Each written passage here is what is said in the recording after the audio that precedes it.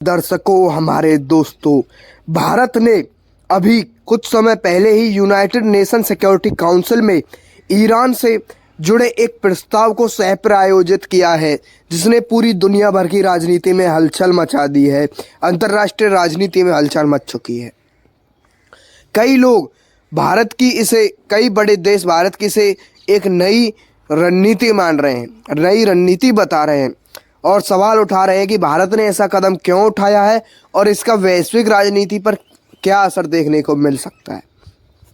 United nation सुरक्षा परिषद में ईरान के जो न्यूक्लियर प्रोग्राम है और उसको लेकर जो तनाव चल रहा है, उस पर चर्चाएं चल रही हैं।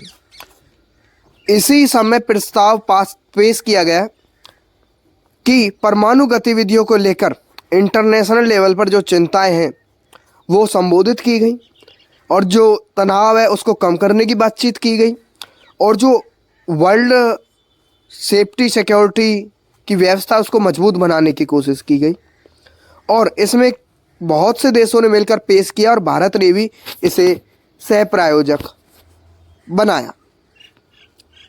और भारत की जो विदेश नीति है उसमें संतुलन की रणनीति हमेशा देखी जाती है। प्रधानमंत्री नरेंद्र मोदी जो है उन्हें भारत ने हाल के वर्षों में ऐसी नीति अपनाई है जिसमें भारत अलग अलग देशों के साथ अपने हितों के अनुसार संबंध बनाए हैं।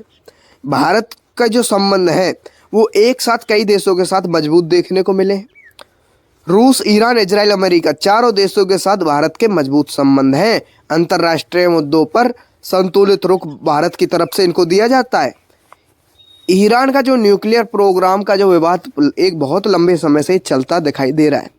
ईरान कह रहा है कि उसका जो न्यूक्लियर प्रोग्राम है वो सिर्फ ऊर्जा और एक साइंटिस्ट को अच्छे तरीके से प्रयोग करने के लिए किया जा रहा है, मगर जो वेस्ट के देश हैं उनको डर है कि कहीं जो ये न्यूक्लियर हथियार हैं ईरान इनको बना ना ले।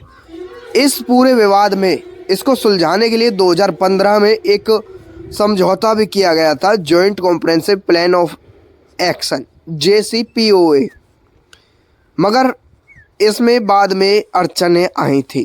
उसके बाद तनाव बढ़ने लगे जैसे ही अड़चनें आने लगी। भारत और ईरान के संबंध एक लंबे समय से एक रणनीतिक और आर्थिक संबंध देखने को मिले हैं। ईरान भारत के लिए बहुत, जैसे कि ऊर्जा सप्लाई है, ईरान भारत को तेल सप्लाई करने वालों में से एक देश में से एक है। वहीं भारत ने ईरान में स्थित चाबहार जो बंदरगाह है उसमें उसके विकास के लिए इन्वेस्ट किया। भारत के लिए जो ये मध्य पूर्व है उसमें पहुंचने का ये काफ़ी आसान रास्ता था और भारत ने जो प्रस्ताव को सह प्रायोजित करने के बाद बहुत से बड़े बड़े साइंटिस्ट ने भारत को अपनी मल्टी अलाइनमेंट स्ट्रेटेजी को आगे बढ़ाने वाला बताया है।